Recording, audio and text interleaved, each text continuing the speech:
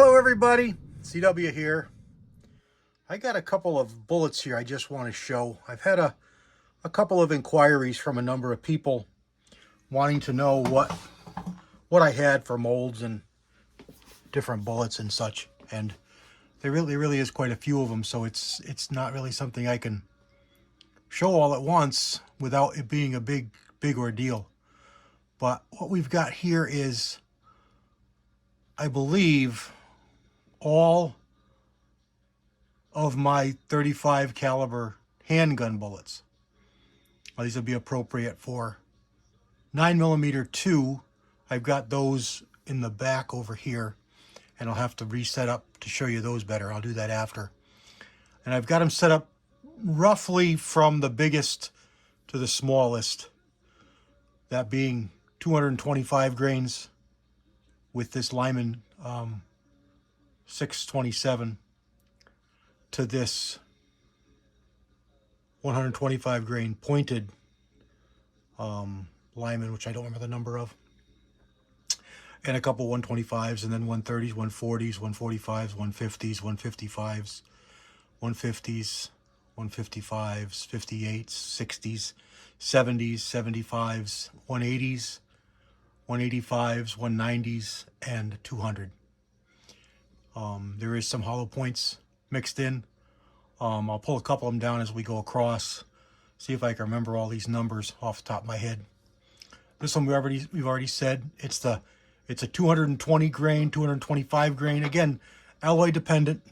You know, it's going to depend on what you cast it out of, but it's a big Keith bullet. It is a gas check, and it's one of my favorites for the Marlin for the Remington Maximum 357 Maximum. And you can use this in 35 Rem. You can use this in 358 Winchester, 35 Whelen. It's just a nice heavy Keith style bullet. This next one here is a 358 430. It's a 195 or 100, again, alloy dependent, 200 grain, very blunt round nose, very much resembling the 38 Smith & Wesson 200 grain hip breaker, as Mr. Charles Orby likes to call it. Next one down here, we have a Ranch Dog. This is a 195 grain Ranch Dog gas check bullet. These are really nice hunting bullets, designed to work optimally in micro groove rifling. This next one is, these next two are the same. One is a cup point, one's a hollow point, and I've removed the gas check from a few of these molds. So the top one is a gas check, the bottom one isn't. This is a NOE mold. It's a 180 grain solid. So we're probably about 170 with this blue one, the deep hollow point, and we're probably close to 175, 178 with that cup point. And this cup point here, this bullet is really good, sized down to 356 and shot out of the Legend. This next one here is another NOE mold, 360-81, 360-181. It's a nice wide flat point. It's got two different crimp grooves, and it's a gas check. So this one is nice when I had some issues with my Marlin with overall lengths. I could seat this one to the bottom cantilever and crimp it in 38 special cases and approximate a 357 Magnum load using 38 special cases. So this was really handy. This next one is a new one to me. This is a Seiko 353, Seiko number 353, 180 grain. I'm sorry, this is a 351, and it's not a new one. The colors got me. This is a 181, a 351, 180 grain Seiko bullet. And this one is good in the Legend as well. This one here has had some problems with some of the molds that were put out by Seiko.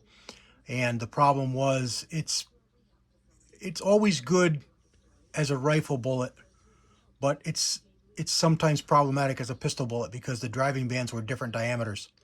This one is one of the good ones. All the driving bands are the same diameter. This drops out of the mold probably about 360, so it's good. But some of the other ones had that first driving band really small diameter, and it lacked the support, and it didn't shoot as well. This next one is the new one. This is a Seiko 353, 180 grain, a little wider me-plat on it. This is a mold that I've liked for quite a while. I was gifted some of these, and finally had an opportunity to buy my own, and I picked that up a couple months ago. Really nice bullet. Here's another ranch dog. These two are the same. This is a 175 grain ranch dog, and again, I have removed the gas check shank from the chromochrome, the bottom one. The dark gray one is before I removed the shanks, and it's a gas check bullet. This one is suitable for the 357 mag, dandy in the maximum, works good in the legend, size down, and it's good in the smaller 35s too. These next two are the same bullet. These are a classic. This is one of my favorite Lyman bullets. This is the 358-429. It's 170 grain as a solid. Sorry for bumping the camera there. There's a solid, and I also have it as a hollow point. Now, when Lyman made this as a hollow point, they changed the number. I don't have that number. Mine is a custom, so mine is a 358-429 with a hollow point pin added. The factory one is a 358-6 something. I'm not sure of the number off the top of my head because I don't have it. But it's exactly the same. Well, it's a hollow point. I don't know if the pin is identical to mine. I've got a smaller pin so that it's more appropriate for use in the maximum, which is where I like to use this bullet. It tends to be a little bit long for some cylinders because of the way the nose is. This next one is a Lee 166 grain. It's the big boy in their line of semi-wad cutters. They've got 105, 140, and then this 166. All very similar profiles. It's a good shooting bullet. It's kind of funky looking, but it shoots really, really good. Here is one of the most versatile bullets up here. I won't say it's my favorite, but it's darn near the top. And this is the plain old Lee 358-158. I tell you, you can spend a lot of money on custom molds and not get a bullet that works as good as this one does. It's just a dandy bullet. I know Georgia Boy loves it. This is one of his favorite bullets. And if I'm not mistaken, number 9 powder is what he likes using it. This next one is a new one. These two bullets are the same. This is an MP mold, and it's a slick side. It does have a crimp groove, but it's no lube grooves. And it is called a 358-165, and it's 165 grains as a solid. It has a small hollow point, which is this one, the blue one. It has a big hollow point, which I don't have out here, and it has a penta point. The penta is the lightest at about 152, again, alloy dependent. The deep hollow point is just a little bit heavier at like 155, and this cup point is about 160. And I haven't shot this a whole lot, but so far it's shot really good. It's been a nice bullet. Loads good. No problem with chambering. No ogive problems. This one is the small 358 round nose. Let me see. There's the 315 and the 311. I think this is the 311, and the 315 is the one for the 35 rem. Anyway, it's just a nondescript 150 grain round nose. This next one here is an ideal mold, and it's a really nice Type 3 wad cutter. It's 150 grains, plain base, and I've got a really nice old Arsenal mold. Now, not Arsenal brand, Arsenal because it was designed for police departments or people like that who used to load their own ammo for practice for the officers, and it dumped a lot of bullets at once. I've got another mold here I'll show you next that I also have as an Arsenal mold in a 10 cavity. That's just a monster of a mold. This is a 7. And I had some videos on it. I'm going to do it over again because it's a pretty interesting mold. This next one is an ideal bullet. I don't remember the number, but it's a double-ended wad cutter. So it's the same on each side. It's not identical on each side. This is actually the base that you're looking at here, because it has a little bit of a bevel to it, where the nose is just a little bit sharper. Now that's not meaning that it's wrong to load it the other way. Load it any way you want and try it. You know, if it works better for you, that's just fine. But it is designed as a bevel base. You can see the bevel on the top there where I'm rubbing my finger. And this side here is just a little bit flatter, which is designed to be seated flush with the case mouth. But you can load it however you like. Some people didn't like that, so the button nose came out. And this one actually has a crimp groove. So this one is almost like a Type 3 wad cutter in that it sticks out, but it only just sticks out. And this is a 148, and this is the Hensley and Gibbs mold, and this is the one that I have in a 10 cavity. It's a beautiful bullet. It just rains out of the mold. It casts beautifully, very, very quickly, very heavy spear plate. It just slices through those bases like nothing, and it's beautiful. This next one here, these two bullets are the same, but they're from two different molds. This is the Lyman 357-446, and the blue one is a hollow point, and the coppery one is a solid. These are two different molds. The hollow point I have is a single cavity, made the way Lyman hollow points were made, and the other one is a 2 or maybe a 4 cavity. I've forgotten what I have, but they're just really nice bullets. About 150, a little over 150 grains. This next one is very similar. It's the Lyman 358-477. Basically, the difference is it's got one lube groove, where this one over here, I'm comparing it to the 446, has 2 lube grooves. That's basically the difference. It's just a little bit heavier, but it's basically the same profile. Just a basic, 155-ish grain 357-38 special bullet. This one here is a dual-purpose bullet. I like it for the 38 Super. A good friend of mine, Bob, lent me this mold, and it's his favorite in the Super. It's a Seiko 383, and it drops 140 grain, long-nosed, semi-wad cutter type bullet. But as it drops out of the mold, it's plenty fat enough for 38, 357. This one is size 356. It actually should be back there with the 9mm. So let's just back it up here. This one here shouldn't have been in this lineup. I forgot to pull it out.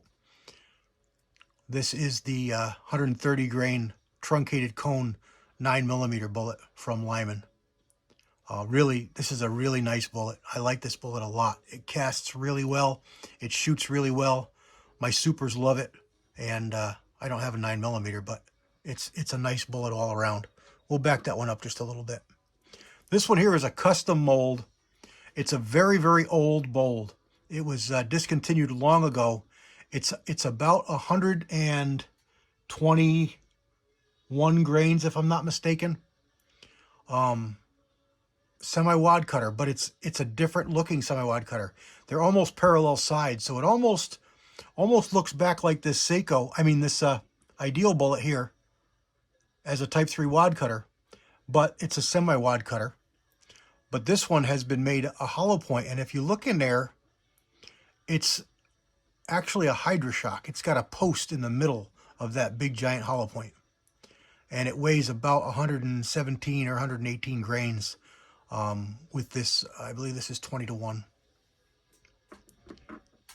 Here's another Ranch Dog. This is a copy. This is 135 grain, and this is a really nice bullet as a light bullet in 357 mag or 38 special. Gives you a good size me-plat. I've tried this in 9mm for some buddies, and it's iffy on feeding because it's got such a wide me-plat. But it feeds good in my Supers. Supers are a little different. One of my Supers is a fully supported barrel, ramped barrel, and the other one is more conventional 1911. So I believe it feeds in both. I know it feeds in the ramped barrel. 135 grains.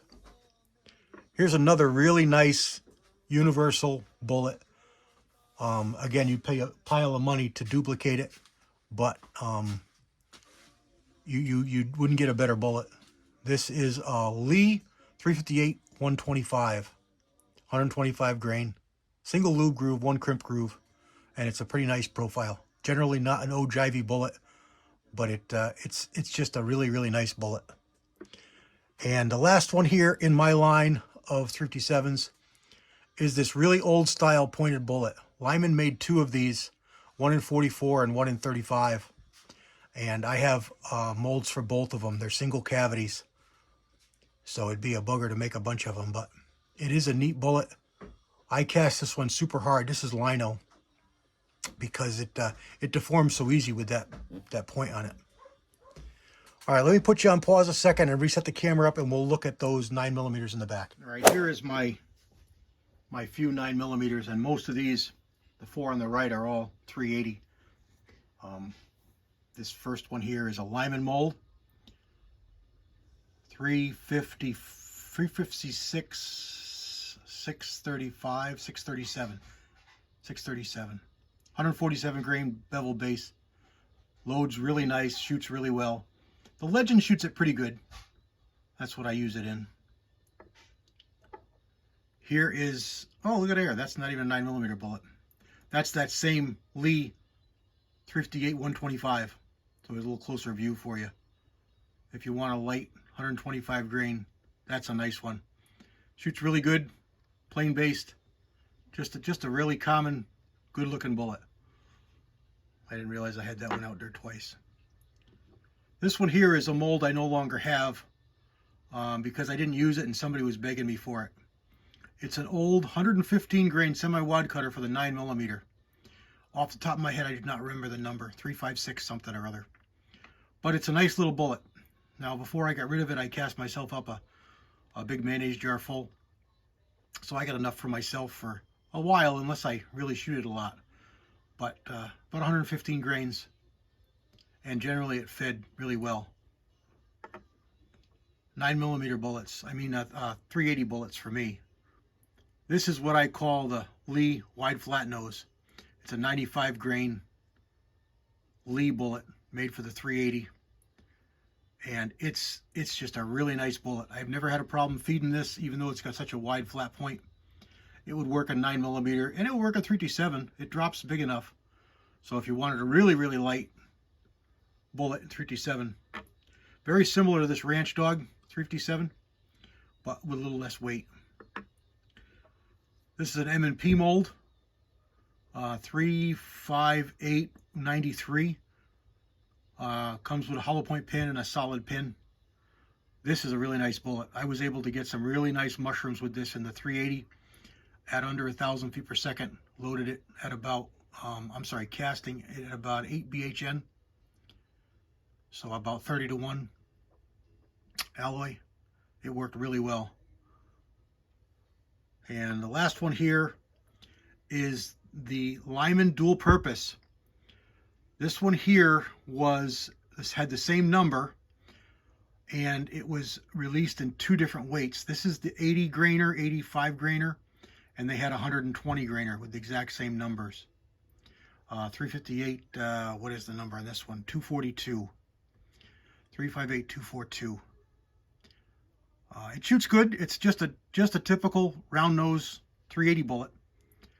Kind of plain Jane, nothing special, but it works.